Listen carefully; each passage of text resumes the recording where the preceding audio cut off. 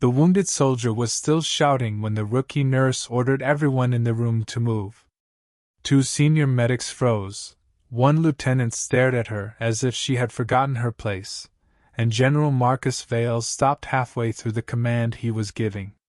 Elena Marlowe did not notice any of them. Her attention was fixed entirely on the young soldier lying beneath the harsh white lights, his breathing uneven, his uniform torn from the roadside blast that had brought him in less than 3 minutes earlier. She pressed one hand firmly against the emergency dressing and spoke with a calmness that seemed almost unnatural in the noise.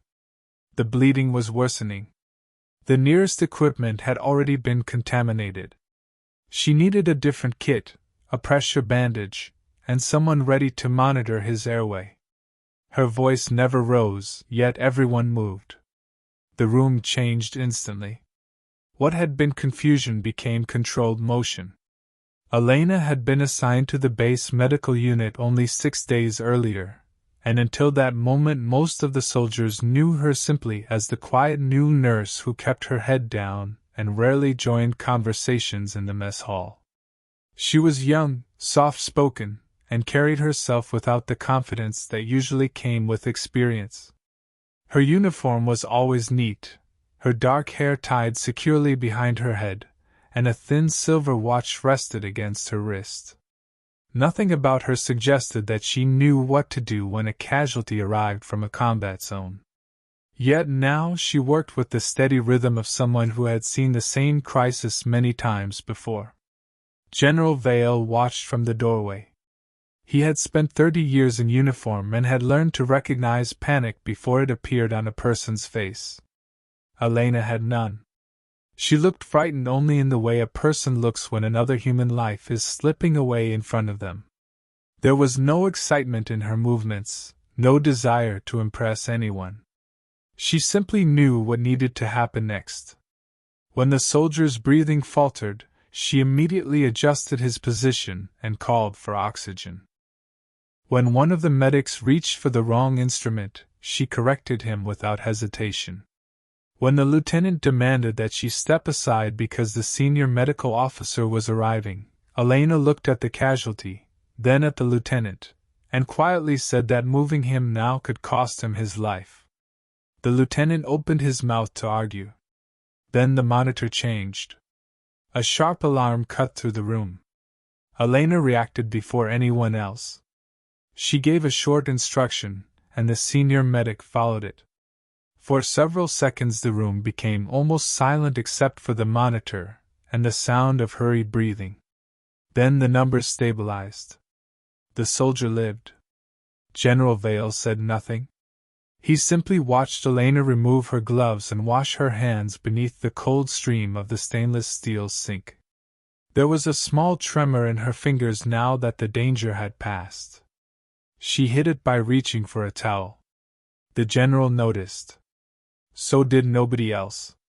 Outside the treatment room, soldiers gathered in small groups, whispering about what they had seen. Some were impressed. Others were skeptical. One corporal called her lucky. Another said she must have received special training. Elena heard them but kept walking. She had learned long ago that explanations often created more questions than silence did. At the end of the corridor stood a narrow storage cabinet assigned to her when she arrived. Inside it was the ordinary equipment issued to every nurse, except for one old canvas medical pouch that she kept wrapped in a faded cloth. The pouch had no official markings. Its edges were worn smooth from years of handling, and a small metal clasp had developed a dull gray color. Elena took it out every evening, checked that the clasp was secure, and placed it back exactly where she had found it. Nobody knew why. Nobody had asked. Until that afternoon. General Vale approached her as she left the treatment area. His boots stopped a few feet away. Elena turned.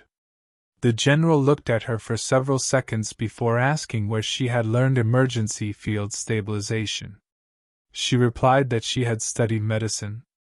He told her that was not what he had asked. Elena lowered her eyes. The general had noticed something unusual. The technique she had used was not part of the basic training given to newly assigned nurses.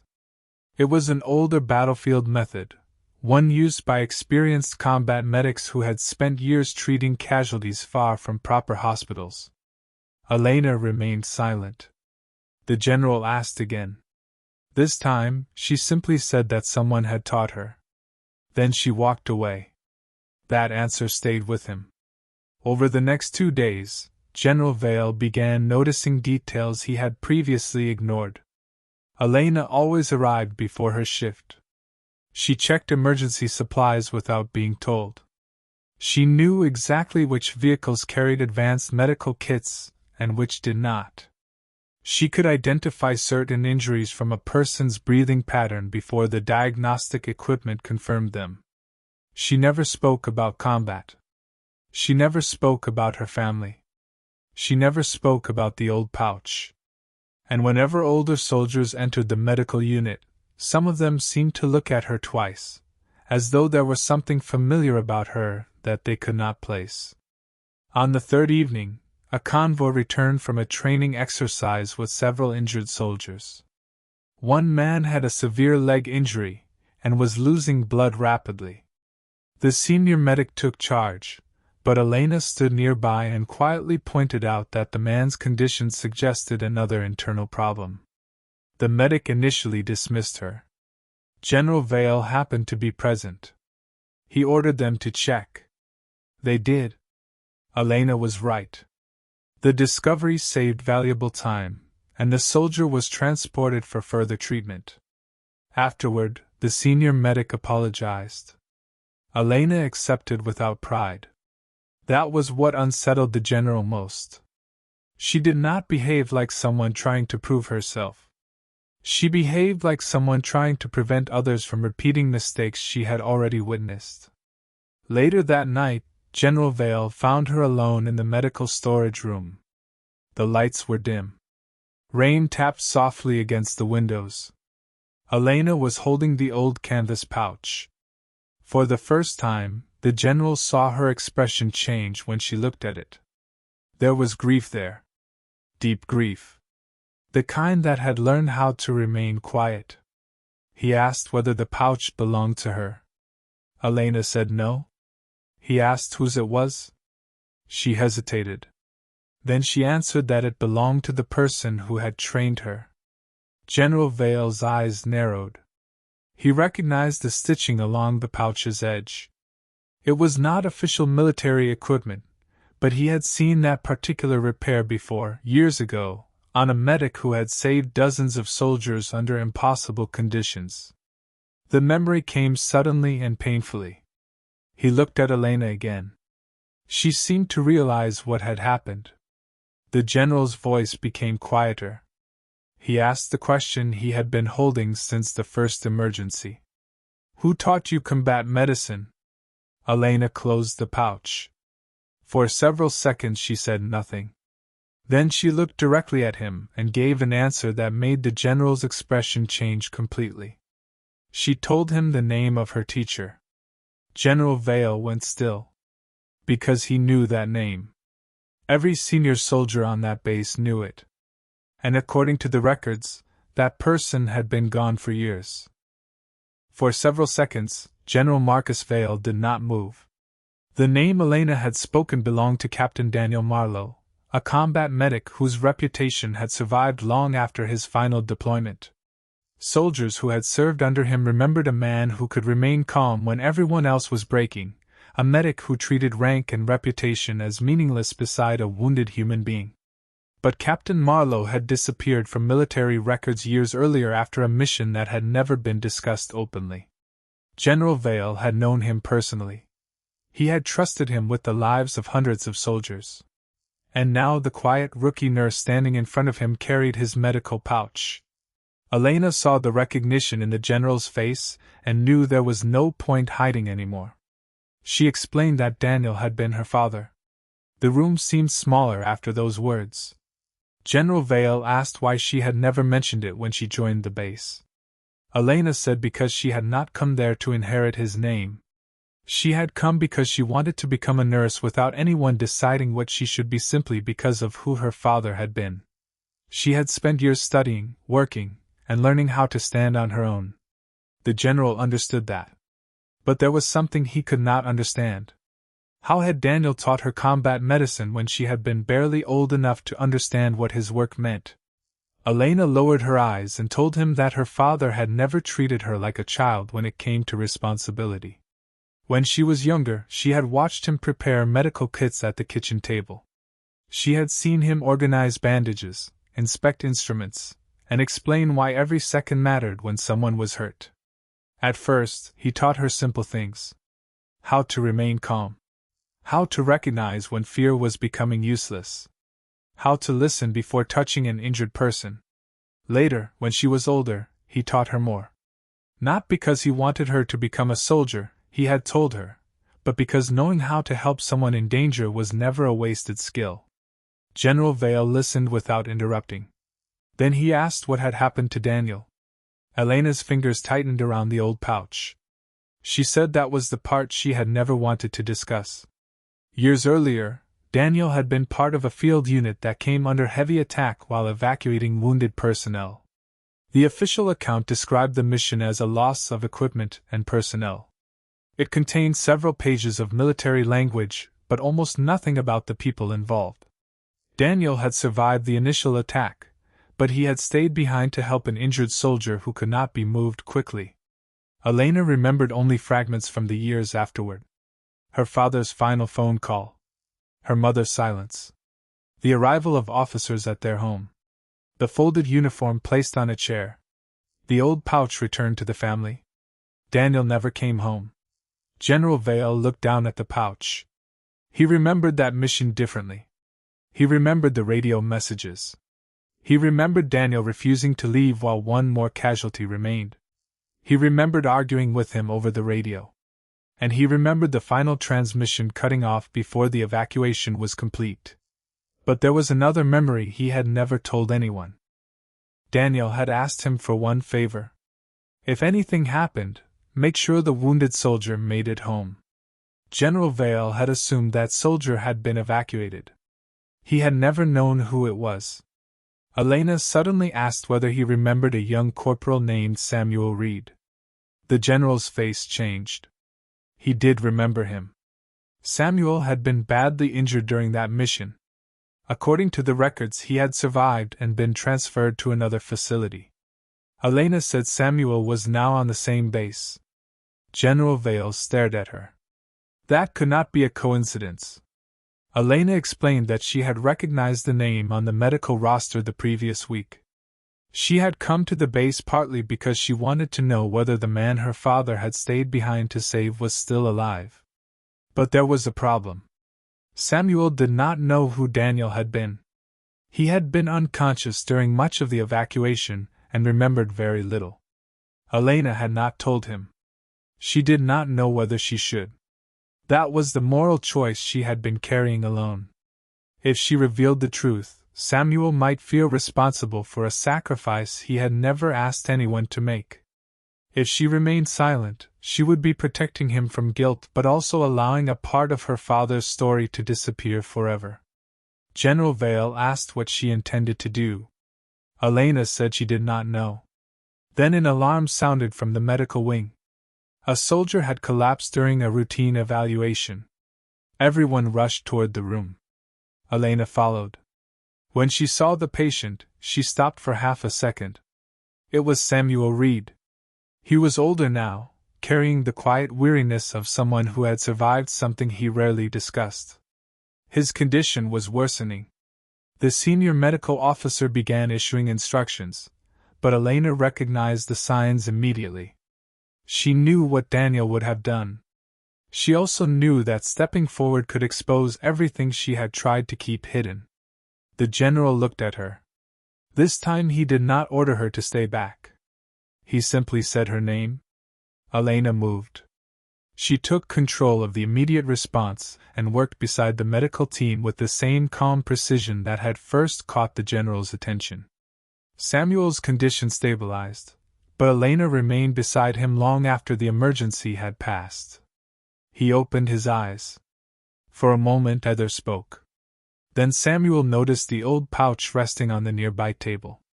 His expression changed. He reached toward it, and whispered that he had seen that pouch before. Elena froze.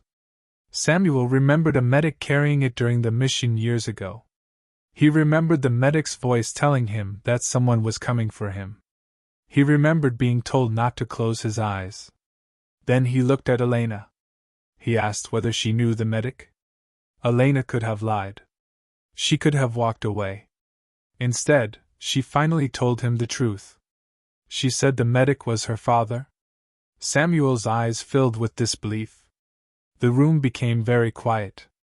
Then he whispered that Daniel had not stayed behind because he was ordered to. He had stayed because Samuel had asked him not to leave. Samuel had been terrified, and Daniel had promised him that nobody would be abandoned. General Vale stood at the doorway listening. The truth was beginning to change everything. Daniel's final act had not been a reckless sacrifice. It had been a choice rooted in a promise. But there was still one part of the story that Elena did not know. General Vale reached into his uniform pocket and removed an old folded document he had carried for years. He placed it beside the medical pouch.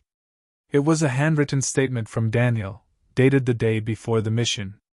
The general told Elena that her father had written something he wanted delivered to her if he never returned. Elena unfolded the paper with trembling hands. She expected instructions, perhaps an apology, perhaps words about courage. Instead, she found a sentence that made her stop breathing for a moment. Her father had written that if his daughter ever learned the truth, she must never believe that saving someone else's life meant losing her own. And beneath those words was something even more shocking. Daniel had named General Vale as the one person he trusted to make sure Elena never followed him into a war she did not choose. The general looked at her and finally understood why she had come to the base. She had not come searching for a heroic legacy. She had come searching for permission to live beyond one. And for the first time since she arrived, the general realized that perhaps the greatest thing Daniel had taught his daughter was not how to save a life in combat. It was how to choose what kind of person she would become when the fighting was over. The next morning, General Marcus Vale gathered the medical staff and several senior soldiers in the briefing room, but he did not call Elena forward to praise her. Instead, he placed Daniel Marlowe's old medical pouch on the table and allowed the silence around it to speak first. Many of the older soldiers recognized it immediately. Some had served beside Daniel. Others had only heard stories, but even they understood that the worn canvas pouch represented something larger than a military career.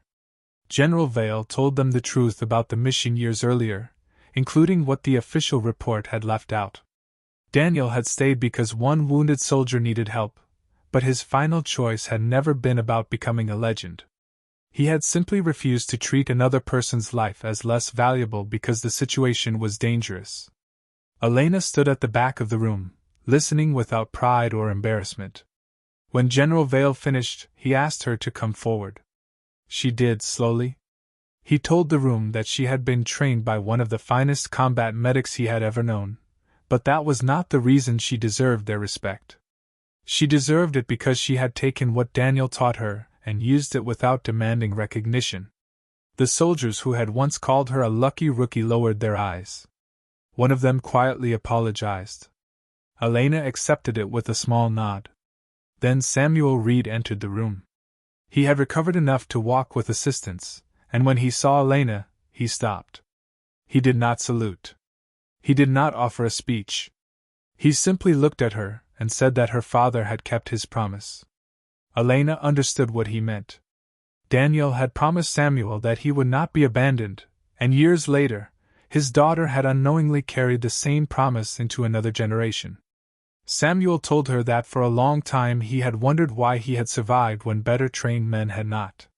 He had thought survival was something he owed to others. Elena told him quietly that survival was not a debt.